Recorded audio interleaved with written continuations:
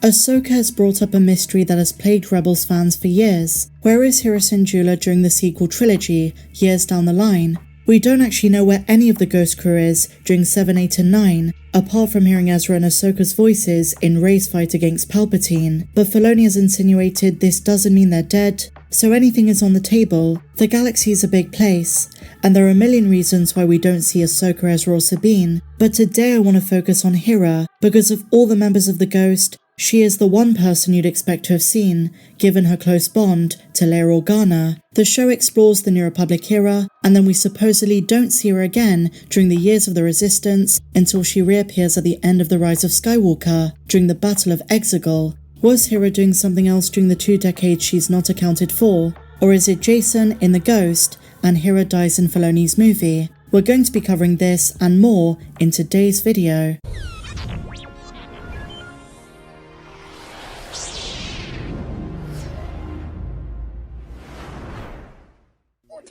Among all the excitement for C-3PO appearing in Ahsoka Part 7, when you really think about it, there could be a tragedy coming between now and the time of the Resistance. You see, Dave Filoni somewhat in Star Wars Rebels, but really more so in this series, is establishing a strong friendship, a strong bond between Hera Syndulla and Leia. So when in years to come, Leia leaves the New Republic and forms the Resistance, why isn't Hera Syndulla around in that story, in current canon?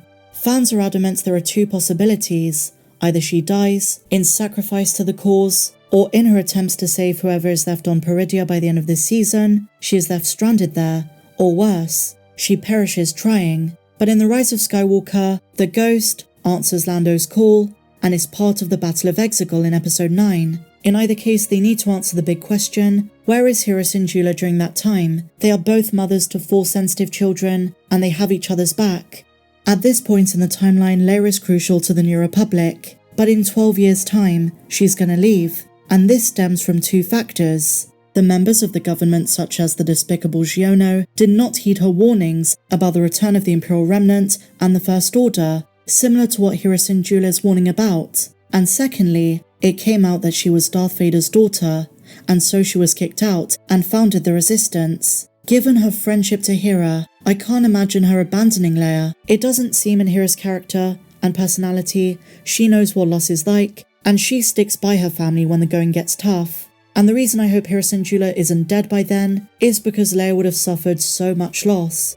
But again, the same question can be asked of Mon Mothma. Why is she not in the sequel trilogy despite supposedly being alive, even though she was suffering from an illness? Although in Mon's case, she stayed allegiant to the New Republic, and didn't join Leia's offshoot, the Resistance. Leia's story at this time being so interwoven with that of Hera Syndulla makes me very nervous, because she seems like the kind of character who, just like her late lover Kanan Jarrus, is going to be one that Dave Filoni writes to sacrifice herself. And it's going to be absolutely mortifyingly tragic if they do this, but given how prominent Leia is in future canon material, they're going to have to explain this. And in Dave's film, if we're going to see Luke and Leia, as some rumors suggest, then you would assume an explanation could be found there. And this isn't even a case of Hera not being written by the time of the sequels. She was around. I believe at the time they wanted to do more with her in animation, but now that she's moved into live action, there is always the possibility that any mission could be her last. Hopefully she's a lifelong friend to Leia, and we don't need to see any of that, and that they write her into future material going forward. Now, some fans noticed a very interesting detail in Ahsoka Part 7 regarding Leia's position. Not only is she confirmed to be the leader of the Defense Council, but 3PO refers to her as Senator Leia Organa. And fans are wondering, since Alderaan was destroyed years ago, which planet does Leia represent in the New Republic Senate? Well, it turns out, senators don't represent just one planet, but sectors. For example, Padme Amidala, back in the day, represented the Chomel sector in the Mid-Rim. This included 2 systems, the Naboo system and the Chomel Minor system. Other planets within them included Bapor, Jafan, Karlinus, and Kreeling. In the same way, Leia represents the Alderaan sector, which includes the Alderaan system, in the region of the Core Worlds. Now what's interesting is that in canon we don't know how many planets this included, but we do know that while they were scarce in numbers, there were Alderaanians who were not on the planet when it was destroyed.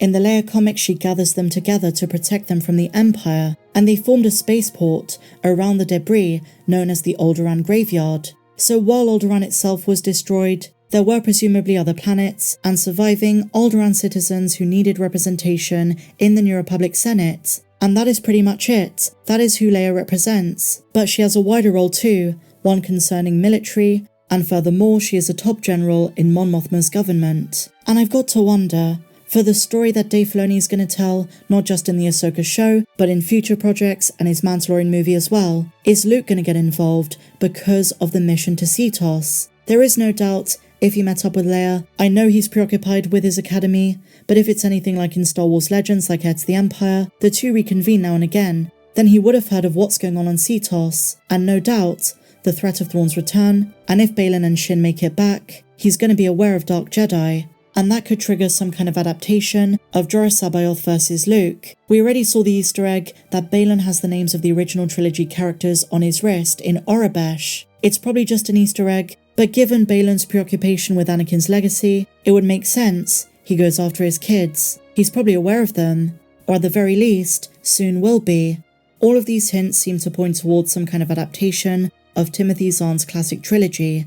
It's not going to be exact, it's not going to be a direct line. We've had Luke in Mando, Book of Boba Fett, and some say creating a Mandalorian-era movie centered around Thrawn without Luke is impossible. I'm still hoping that Hera is going to take Jason to Luke's academy. As much as we want these characters from the original trilogy, they're probably going to have a more diminished role when it comes to Dave's overall plan, and it's going to be the characters from Rebels who are in the spotlight who take those positions.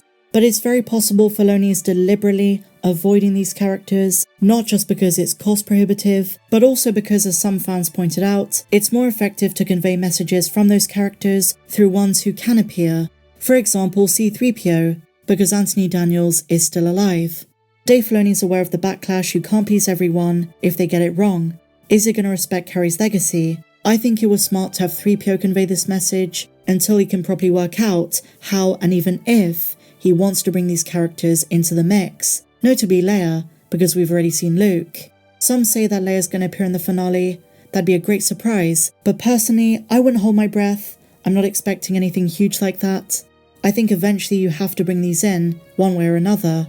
Even if you want these new characters, ones from Star Wars Rebels and Mando, to take the mantle, it doesn't make sense to keep referencing the importance of other characters that we do know from the original trilogy if you're not going to show them. And if you like this video, guys, please be sure to give me a big fat thumbs up, subscribe if you're new, and I'll see you in the next video.